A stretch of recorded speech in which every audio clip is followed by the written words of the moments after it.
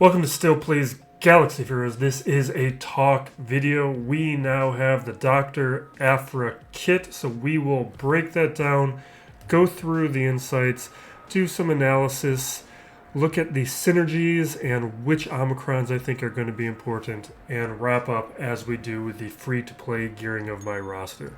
With Doctor Aphra, we have a new dark side leader who is a scoundrel and support character. She has a summon, major potency mechanics. Obviously, she's going to be going with BT1 and 000, but the other major synergies we're going to be paying attention to are Chrysanthemum and Vader. At the end of the video, we'll discuss this a little bit more in detail, but with the insights, key attributes that CG is calling out here. Her summon will be a commando droid. It's going to look very similar to the mechanics we've seen in the territory battles. She has a siphon mechanic that's going to siphon potency from the enemy team. SLKR has a siphon capacity which siphons mastery. So Aphra is similar but different. Synergizes with dark side droids. For the most part non-separatist, but you can use separatist droids with her. Synergizes with Vader and Chrysanthemum, potent debuffs that debilitate the opponent, and multiple Omicrons for 5v5 Grand Arena. She has 3 in total. Down further in the tips portion, this tends to be worth reading, and then the frequently asked questions also has some valuable information. She's going to very obviously need to be modded for potency. They reiterate that. They emphasize her dark side droid synergy, particularly with BT1 and 000, which are the obvious synergies, the expected synergies. But they emphasize Vader and Chrysanthemum. And Vader I expect to be very important because since the introduction of Starkiller, Vader has been separated from Palpatine largely. And Vader has been a little bit lost in the wilderness since that time. This I expect to be his semi-permanent home for the foreseeable future. Chrysanthemum's a little interesting because he's so important for Jabba, but it's not really clear who the tank is going to be for this Aphra squad. If not Chrysanthemum, there's some more speculating we'll need to do for future droids or other tank scoundrels. We'll do that later in the video. And then they emphasize her need for speed, and that she starts the battle with 100% turn meter if you're using her with BT1 and 000, both of them. And that's pretty clear from when you read the kit. But as we move deeper into the post, we get into the kit review where we will spend the bulk of our time. Her basic ability is Destructive Excavation. It's a special damage on the target. If they're a droid, then stun them. On Aphra's turn, she's also going to gain 10% max protection, which can stack to max of 50%, and 2 siphon until the end of the counter. This is part of the reason why you're going to want some speed, is to be able to get to her turn more often and be able to get some of these stacking effects. The protection portion here is worth highlighting too, because the other portions of her kit benefit from health. So determining whether to give her a protection circle or a health circle is going to be a decision. Right now, I'm leaning towards a health primary. Up next is the special ability, Dangerous Tech. This is a Zeta ability with a cooldown of 3, and this is her summon ability. There's a lot going on here, so we're going to take this ability in portions. Part 1 is Inflict Accuracy down on target. Dark side allies gain potency up and turn meter, 10% turn meter. Dark side droid allies gain crit damage up and offense up, and recover 30% health and protection. Revive a random non-separatist dark side droid ally, BT1 and 000. So already with this first portion of the ability, there's a lot going on, which is why we're taking this in parts. We get a debuff, not a huge deal one, but it's there. We get a bunch of buffs for droid allies and dark side allies. They get a potency up, The dark side droid allies get a little bit more, and a droid health and protection recovery. On top of that is a revive for a dark side droid, on top of BT1 and 000 getting a revive, which is going to be pretty nice and important. I have low star ones, obviously, but they're fairly easy to take out right now, so being able to revive them is going to be pretty powerful. And that cooldown of 3 is not a huge deal. That could turn out to be something that is going to get a lot of work out. With the droid ally portion, it's nice to see that you could use separatist droids. There is a little bit of benefit, like you could throw in B2 for the dispel, and because he's a tank, and you could make him a little bit more survivable by recovering health and protection, and you get a few buffs, but you don't get the revive portion, which is why we're going to want to lean towards those non-separatist dark side droids, and we don't really want to cannibalize a Grievous team regardless.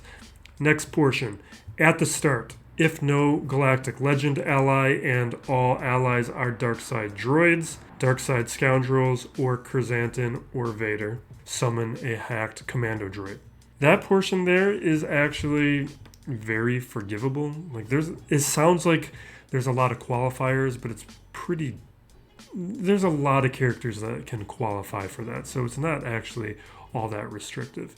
The Zeta, if a hacked commando droid is already present, inflict breach and target lock on the target enemy. Hacked commando droid assists, dealing true damage with additional damage equal to 20% of Aphra's potency. So we start seeing why we want to mod Aphra for potency, and we definitely want to take advantage of some of the mechanics here to get that breach and make this team do more damage and be more of a threat. The second special here, Rogue Archaeology. This is a 4-turn cooldown with an Omicron. It's the first of her Omicron abilities. This is an AoE special damage, increase cooldowns, and inflict doubt. Aphra siphons potency from the target. This is unresistible, and this ability can't be countered, which is always very valuable on an AoE ability. Otherwise, AoE abilities can be pretty dangerous when they're counterable. Now, this is another ability that inflicts doubt, which is a very powerful debuff, and the cooldown increase is really nice. The next portion of this is the siphon potency. She gains a percentage of potency equal to her siphon until the end of the encounter, and the target loses that much potency stacking. So this is going to have its effect be dependent on her basic ability and her leadership. That's what is affecting her siphon, and this is how we'll take advantage of it, is with this 4-turn cooldown. Now the Omicron 5v5 Grand Arena, deal bonus damage to the target based on 50% of her potency, inflict buff immunity, healing immunity, and stagger. This Omicron, we'll talk more about it at the end. I'm leaning towards skippable. The extra damage is what's going to decide it, how much that is going to feel like it is required to make her a threat, which 50% bonus damage, extra bonus damage, is pretty significant. We'll see about it. The buff immunity, healing immunity, and stagger, that stuff's nice, but I'm less concerned about. I'm leaning towards this is not a difference maker, more of a nice to have, not a need to have. With her leadership ability, Suspended Doctorate, Zeta, and her second Omicron ability, what we are looking at here is at the start of the battle, Aphra gains max health and max protection equal to 30% of her potency. Another data point of why as much potency as possible on her. And if BT1 or 000 are an ally, she gains 50% turn meter for each. So if they are both there, then 100% turn meter. Dark side allies have plus 20% offense. Dark side droid, Vader, and Chrysanthemum allies also have plus 20% max health. So they're going to become a little beefier, which is nice for Chrysanthemum, but it's really nice for Vader because Vader is a little easy to take out when he doesn't have those extra stats. Whenever a dark side ally inflicts a debuff, they gain 5% offense for 1 turn, and Aphra gains 5 siphon until the end. That portion doesn't matter because that shows that she has the ability to work with other characters, but what really matters here is the second portion. If the dark side ally is a droid, Vader, or Chrysanthemum, instead they gain 10% offense and Aphra gains 10 siphon. Whenever Doctor Aphra, BT1, or 000 inflict a debuff or are critically hit, they gain 10% turn meter. And that's why that second portion is more important. That's more likely the kind of team that is going to be utilized. So it's that extra offense and that extra siphon that you're getting out of it and why you want to construct this team properly, even though there is some wiggle room within that. Whenever an enemy falls below 30% health, they are inflicted with expose and speed down, which can't be evaded or resisted. It's kind of like Dooku's leadership, where I think if they fall below 100% health, they get like healing immunity or something lands, that kind of mechanic.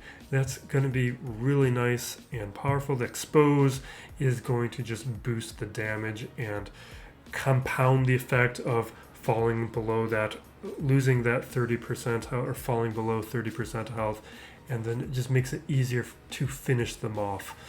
The Omicron ability, another 5v5, they're all 5v5 Grand Arena. Dark Side Droid and Dark Side Scoundrel allies have 50% crit avoidance and plus 30 speed. Aphra has plus 50 potency. Whenever a Dark Side Droid or Dark Side Scoundrel ally inflicts a debuff on an enemy, they gain 10% turn meter. And while enemies are debuffed, they have minus 20% tenacity.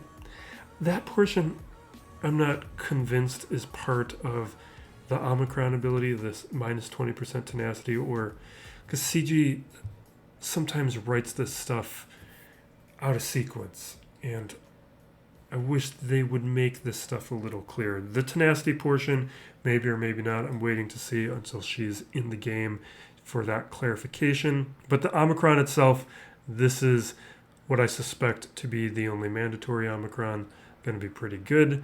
The crit avoidance is nice, but it's really that extra speed, the extra potency, which is just going to boost her damage, boost her stats, boost all those effects related to that potency, and then a bunch of turn meter when they're landing debuffs, and BT1 and 000 can really land some debuffs. And they're already, some BT1 in particular is already a nice damage dealer as is. So paired with Aphra, they are going to be very fast, land a ton of debuffs, and do a lot of damage. So it's going to be a nice leadership ability. Next up, we have the unique ability. We'll be handling this as the unique Droid Savant, Zeta, and the final Omicron, and then we'll break down the Commando Droid itself, which is part of the unique but separate. So this one's a little weird, but I think I get it.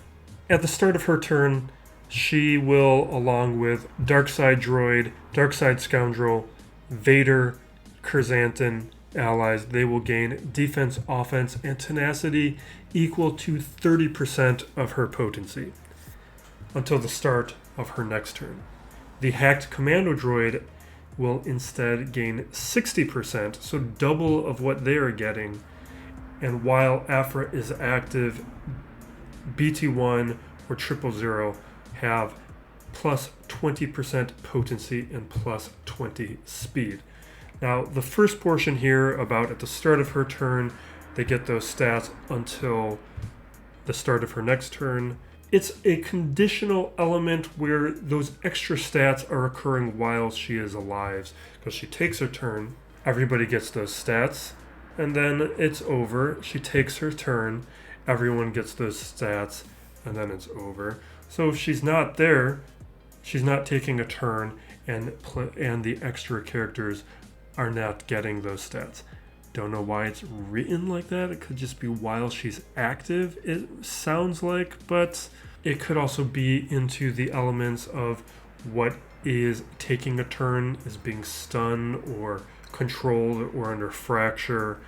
How is that affecting her ability to take a turn or not take a turn? So those kinds of mechanics are where it starts being a little different and not as easy as saying while she's active. Now, the first time a dark side droid ally falls below 50%, they gain protection up 40%. So modding these characters for health will be beneficial, at least some more health primaries like the health circle, because protection up, as a reminder, is also based on health. Now, the Omicron 5v5 Grand Arena, first time a non-separatist Darkside droid or Darkside Scoundrel ally falls below 20% health, they gain damage immunity. Whenever a Darkside droid is defeated, they AoE inflict damage over time, and they inflict an additional damage over time for each relic level the character has. Aphra, non-separatist Darkside droids, Darkside Scoundrels, and Chrysanthemum are immune to ability block and healing immunity. Now that's another portion where I want that might be part of the Omicron, probably is. I just want CG to write this stuff where it's unambiguous, because there have been kits before where they'll throw something in at the end that is not part of a Zeta or an Omicron. It's something, again, I want to see. That could be a very valuable Omicron ability.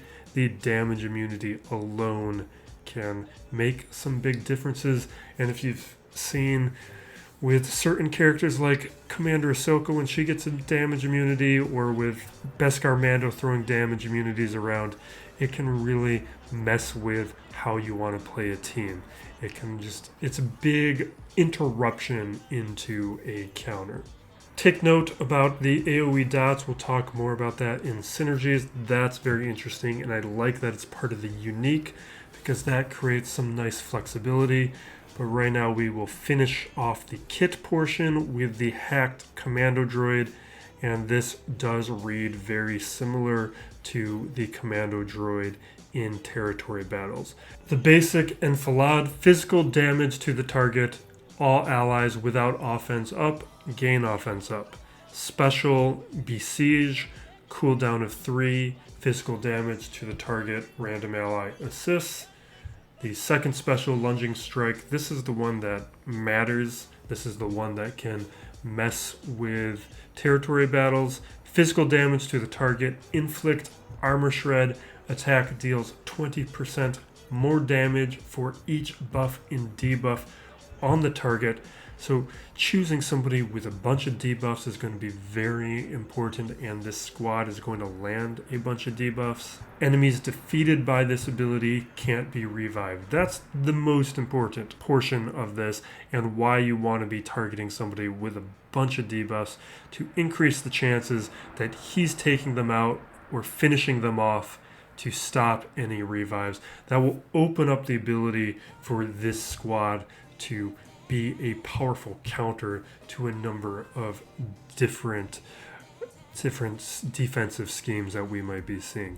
The unique summoned, the unit stats scale with Aphra's stats. That one's more self-explanatory. With these multi-Omicron characters and squads, what I try to do is avoid putting on any that I can get away with. So here's what I'm expecting to be her Omicron order and how I'm thinking about this stuff. Again, because it's a 3 characters for a 5v5 squad, so they're not going to work in a 3v3 context. And then if you want to use her to her full extent in 3v3, that means an additional 2 Amis on BT1 and 000. I think we're going to do an Omicron roundup fairly soon, maybe before the end of the year, something like that. So a quick review here. Leadership is a no-brainer. Put that one on right away. That's the number one Omicron. The extra speed is huge, and it gives a massive boost to potency, which is going to have some enormous downstream effects throughout her kit and abilities, and even benefit to the rest of the squad. That's going to be critical. And it gives a nice big turn meter boost on landing debuffs. The unique should be second, and I've got a lot to think and say about this one, because while it's not unquestionable, it's just a tier below, because the damage immunity that it self-triggers on its own, and it AoE throws out damage over times with the loss of a Darkside Droid ally. So this could be pretty valuable, but I think it's going to depend on testing to really determine that. So I'm not interested in putting this Omicron on before we see the squad in the wild, because what's holding me back is how easy is this squad to take out. If they're running circles around opponents with all the turn meter abilities and throwing down control abilities, then the damage immunity may just be a nice to have. It might not be triggered often enough to become worth it. It could help with banners, but not change matches. If it instead makes some counters that were out of reach without it possible, then it's pretty critical. But we can't know that until the testing scenes and until we get some good results out from the community in 5v5 Grand Arenas, which we're probably largely going to have to wait until after this upcoming 3v3 season because of the timing of all this. We'll get like a week of it. The other portion to consider here is that outside of Chrysanthemum, there isn't a great tank for her, so maybe it does become more important in order to utilize this squad without a tank, because if you have Jabba, Santo is likely going to be kept over there. I'm sure CG has long-term plans to clarify the teams between Aphra and Jabba, but right now, I don't know. I would guess and think that Chrysanthemum is probably the long-term solution for Aphra, and Jabba may have something else planned in the long term. CG again does like to do this nesting doll effect, so these teams are likely to change over the coming year. The final Omicron is the special. This is the one that I think is pretty clearly skippable. Buff immunity and healing immunity, if they were locked buffs, that would certainly elevate it, like how JTR can land those locked buffs, and that becomes pretty important to countering certain characters, like that Savage Omicron being able to use JTR, land that healing immunity, can take out a Savage, but if he can self-cleanse, then landing those debuffs becomes irrelevant. And since it's not a locked buff ability, I'm not very interested in an Omicron that is only giving me some debuffs that can be cleansed and a little extra damage boost. That to me is not worth an Omicron right now. Now with the synergies, what I really want to highlight is Vader. Obviously, Vader synergizes with her, and I do expect her to be the near-term home for Vader, but what I want to address is Vader's leadership, because of that dot synergy that currently is related to her unique ability. Let's go to the other screen. I want to be able to see the whole ability. So the leadership on Vader, we've been using that with the Datacron, but the dots can't be dispelled. So with a bunch of dot synergy already with BT1 and 000, added that to the unique on Aphra, Vader lead could be very interesting with this squad, and that also helps make that Omicron on her unique even more interesting, because if you lose a dark side droid ally, then suddenly the opponent is being spammed with those dots that can't be dispelled, which is just going to help increase the amount of threat that a Vader leadership could be. So it's nice that they could swap out, although I would prefer the Aphra lead because of those extra stats with the health in particular, because that's pretty nice when it comes to a character like Vader, who is not the most survivable. Chrysanthemum, I really just want to highlight the basic ability because of the shock synergy. And it's not so much shock synergy with Aphra, it's shock synergy with BT1 and 000, where him being there is just going to be another character who can land a shock that then those droids can take advantage of, and it's just extra debuffs. So he does make some sense, but right now we got to find a way to split up some squads, and Chrysanthemum may not, at least in the near term, be here, because she might be able to get away with it, and I don't know or don't think that Jabba can. So instead we need to look at other scoundrels, because with droids we don't have other dark side tank droids that don't happen to be separatists, because with you got IG-100 and B2, they're not going to give you the full benefits, so we're not going to want to look at them. But there are some scoundrel dark side tanks that maybe we can slot in there. Bosk, we're not going to want to pull away. But we could consider, if you do go for Jabba, that means you're going to have a Gamorrean guard. He also has some dot synergy that you could pair with Vader potentially. So that is something that maybe we need to consider in some testing until we have a little bit more clarity. But what really matters here is going to be the droids, and maybe we just try to find a way to survive without a tank. Because I'm going to have Jabba unlocked before I have Aphra. I still got to farm these characters. I'm almost done farming Bosch. So the time in which, by the time I have Aphra, I will have Jabba, and this is going to be a relevant question and relevant concern for me. So with the droids, just looking at dark side droids, the big things here, and they showed some of these. IG-88, that is one to consider. HK was the other one shown in the graphic. I don't think HK is going to be there, although it makes a little bit of sense because HK has been pushed out from the Sith Empire a little bit, and once we see the Traya Omicron live, it might happen where Melgus is taking one Sith Empire team and Darth Revan is taking another. If that does actually happen, though, then HK probably does have a home. But IG-88 is one, and the other to consider is Imperial Probe Droid. Of the two, it really comes down to the Zeta abilities, because they're both going to be able to AoE throw out some target locks. We'll look at Probe Droid first, and what matters here is the Zeta abilities, as we stated. So what you get with Probe Droids is target locked enemies can't gain buffs. That's okay.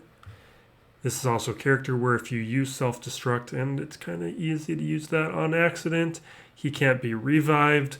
So Probe Droid, probably not a great contender, but he is good with the debuffs, could have some utility, but it is going to probably be IG-88 in the short term, because his Zeta ability on, it's actually the unique, is kind of nice because it's the enemies can't recover health or protection. That's going to have some decent value. You could with Aphra, BT1, 000, we'll just show this up on screen. So we're going to use Sana as a stand-in for Aphra since she's not in the game yet. But BT1, 000, Darth Vader, they're pretty clearly, I think, going to be pretty safe bets to be on this squad. Chrysanthemum's in that flex spot where I think he would be good and possibly could be a long-term solution for the squad. But in the short term, I just don't think is going to be there. So we're looking at this bottom row for some possible considerations. K2SO is more of a stand-in for a future Darkside Empire droid that is of a K2SO variety that we've seen in Andor most recently, and K2SO pretended to be in Rogue One, or pretended to be that he hadn't been hacked. Now, Probe Droid we have addressed, and I just don't think the Zeta ability is good enough to warrant his utility, whereas IG-88 has the much better one. Gamorrean Guard, if you have Jabba, is going to have been geared up, has some dot synergy that could be thrown under a Vader lead and could function a little bit with this squad. It's just with a lack of tank alternatives becomes a possible consideration, because he will allow Aphra to utilize the full extent of her kit. The last one is HK-47. But with HK, he actually doesn't do much to help the squad. He just gets a lot of benefit from being on the squad and getting those extra stats from Aphra. He does throw out some debuffs, I guess. But he's one who's shown on the graphic that I don't actually think is going to be part of the squad. But maybe in the short term. I still haven't taken up the relics though, and I don't know if I will, unless CG forces me. And now for our wrap up, this is our gearing that we did on November 8th. And only a couple more of these and we will be caught up. We got some more talk videos planned regardless of whether or not CG gives us something meaty to deal with. So I think I need to speed this up.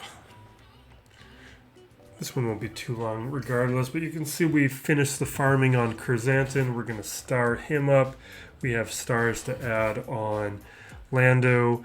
This was prior to the anniversary, so we haven't had the double drop yet. Chrysanthemum we farmed pretty quick. I don't even remember what node Chrysanthemum was on anymore. It feels like a while ago. I don't pay attention to my drops all that much.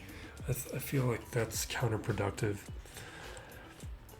But Lando made good progress on. I don't think Bosch would probably just started being farmable around this period, or was just about to be soon after the recording of this video. You can see we had already taken up to Gear 11 a while ago. We gave a week of testing out 000 and BT1 without the Zetas, and don't do that. Just throw those Zetas on right away. They need to be there. Part of it is because that bonus ability they get by being paired together, they don't get that without the Zetas, so you're not even getting the full utility of those characters. These days, it's pretty safe to just throw on the Zetas right away. CG's pretty good about not making bad Zetas, but I'd still like to try. You know, like this, one of the recent Grand Arenas, I tried Sanastaros for a week without the Zeta. So Luke, farm boy here, this was just to make my life a little bit easier with the conquests, just taking them up to Gear 11, with gear being easier these days. The carbs and stun guns wasn't a big deal, and I don't have many characters remaining anyway, so eliminate a little bit of headache, make them a little less easy to kill, so I can just finish off those feats a little bit more easily. We did a bunch of testing of Swallow at Gear 11. It's fine. Gear 12 is not really that different, but we've just been playing around with him. At that level, his job is to just tank, because he can't be taken out. If you can force the attacks on him, which is why I like to pair R2 in a squad, so that you can throw everyone under stealth and force him to be a tank. Hondo threw the Amis on, and I'm still figuring out Hondo. I like him. I think he's clearly a good character, but it's a little indeterminate with the profundity there. I hadn't captured footage yet for that event to make a video on, so I'm just, even though I have farmed him up to 5 stars, until that event came by at the end of November. I didn't promote them until I could capture the footage, which I have now. So in a future video, you see me actually throw the promotion on. But at this point was not the case. This was, however, just after the October Profundity event, where I farmed it up to the 5 stars. And we will wrap it up there. Aphra is coming. I'm excited about this. I love her character in the comics. BT1 000 I love in the comics. I like that Vader series. It's good, and I think it's a positive sign to see some more of these comic characters. I hope we get to see that Trandoshan Nosk. I forget his name exactly, but he's a cool Trandoshan character, and if it means we can get even more of them, because also the what was that Dark Horse series called? Legacy. It's called Legacy. There's a ton of Sith Lords in there. I'd love to see some of those Sith Lords. And the second volume of the Star Wars Legacy comics, those are awesome. I wish there was more of them. That was a fantastic short run. But thank you for watching. Be safe out there, everyone, and be excellent to each other. This is Still Plays Galaxy of Heroes.